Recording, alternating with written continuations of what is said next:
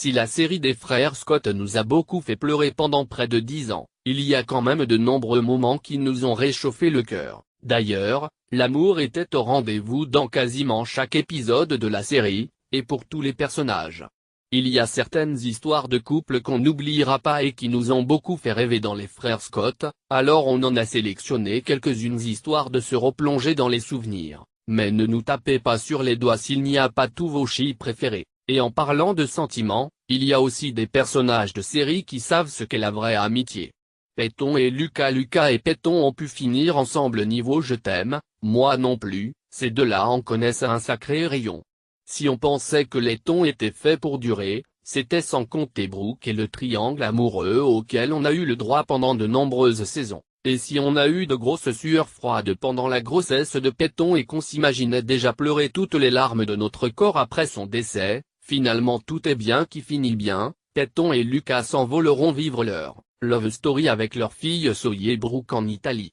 Ale et Nathan sont la définition de l'amour. S'il y a bien un couple qui mérite tout notre respect dans les frères Scott, c'est celui de Naley. Les deux tourtereaux se sont rencontrés très jeunes et n'ont pas hésité à se marier vite. Comme de véritables âmes sœurs, ils ont réussi à affronter les grandes épreuves de la vie et ont pu fonder une famille parfaite avec Jamie et la petite dernière, Lydia, le love absolu. Grâce à Bethan I Joyeuse et Jam la Fertie, on a découvert ce que signifiait vraiment le mot aimer. Brooke et Lucas nous ont beaucoup fait pleurer bien qu'au début, des frères Scott, Brooke et Lucas étaient ensemble. On a vite senti le vent tourner quand le basketteur sortait en douce avec Peyton, l'ex de son frère et meilleur ami de Brooke, normal, c'est ainsi que le triangle amoureux est né.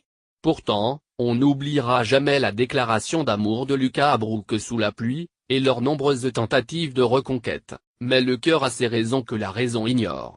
Brooke et Julian ont eu leur happy end après avoir vu Lucas choisir finalement Peyton. On se demandait qui pourrait prendre soin de Brooke et consolider son cœur. Heureusement, Julian a débarqué dans sa vie et les deux personnages nous ont offert une sublime histoire d'amour, malgré des épreuves bien difficiles, y compris quand Brooke a découvert qu'elle ne pouvait pas avoir d'enfant. Le couple a toujours eu une bonne étoile au-dessus de la tête. Résultat, par miracle, Brooke et Julian ont finalement pu devenir parents de deux jumeaux, Davy et Jude. Keane et Clay sont fusionnels. La sœur de Haley et le meilleur ami de Nathan qui tombent fous amoureux l'un de l'autre, que demander de plus?